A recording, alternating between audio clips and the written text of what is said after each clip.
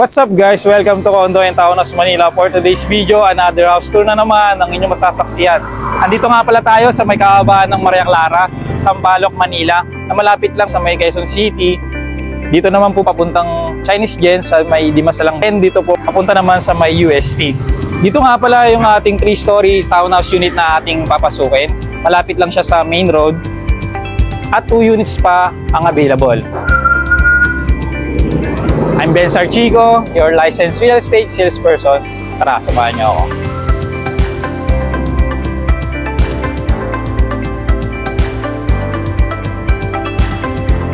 Pagpasok natin sa ating main gate, ito nga pala ang inyong 2-car garage. So siguro kasya naman po dito isang sedan at isang SUV. Siguro pwede natin isagad dito.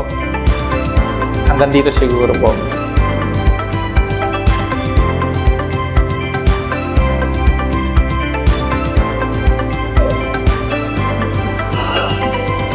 Pagpasok po natin ng ating main door, dito nga pala ay meron ng isang maid's room sa ating ground floor.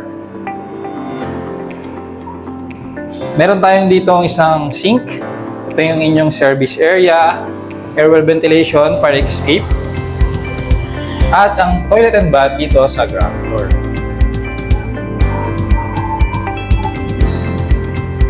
Tara po, akit tayo sa may second floor.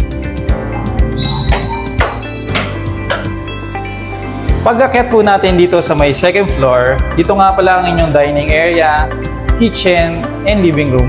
Dito naman po mayroong isang bedroom, ang ating bedroom number 1. Tara, pasukin natin to. So as you can see, meron na siyang toilet and bath na sarili. Sliding door na rin po ito. Meron tayo ditong bintana sa ating airwell and provision for window type aircon. At meron tayo ditong mga cabinet. And meron pa tayo ditong space, ang ating table. Then pwede maglagay dito ng vanity mirror. And dito yung chair nyo. Tara, punta na tayo sa may kitchen, dining area at ang living room.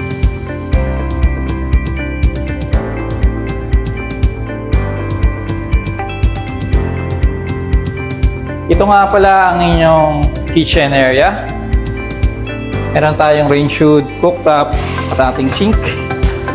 Modern na rin. And mga laminated cabinet. And of course, yung inyong bar countertop with granite na. And meron tayong drop lights. Yun, no? And dito, ang space nyo for dining area. Then dito naman po ang inyong living room area. And may naka-setup na for your entertainment wall. Yung TV, dito nilalagay.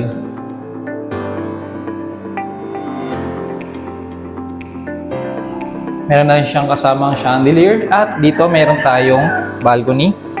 So lalagyan pa po yan ng tempered glass. Yun na lang po yung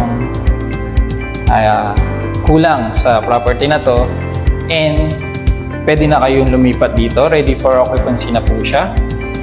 Yung isang unit, baka February pa po yung turnover. Pero ito, halos tapos na po talaga. So, lilipat na lang po kayo. Tara, sa third floor naman po tayo.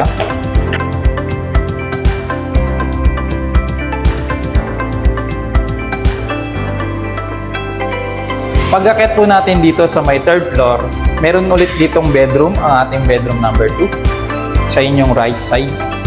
Almost the same lang naman po siya ng bedroom sa second floor.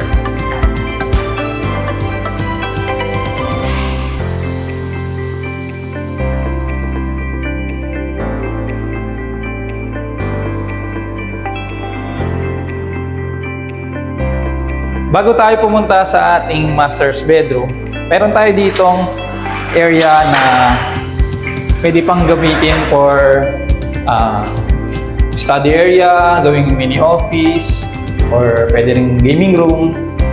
Yan. So, pwede rin gawing stock room, lagay ng mga collection nyo. Meron na siyang glass sliding door. And dito naman po ang ating master's bedroom.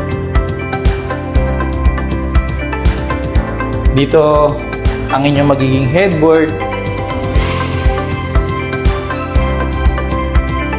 Meron siyang built-in cabinet and yung sarili niyang toilet and bath.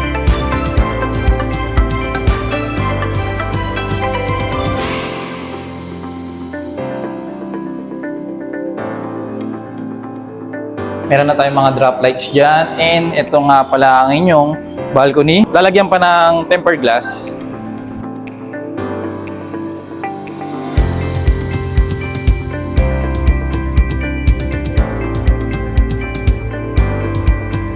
If you're interested in this property, kindly send me a message. I'm Ben Sarchico, your licensed real estate salesperson. Thank you for watching. Follow for more.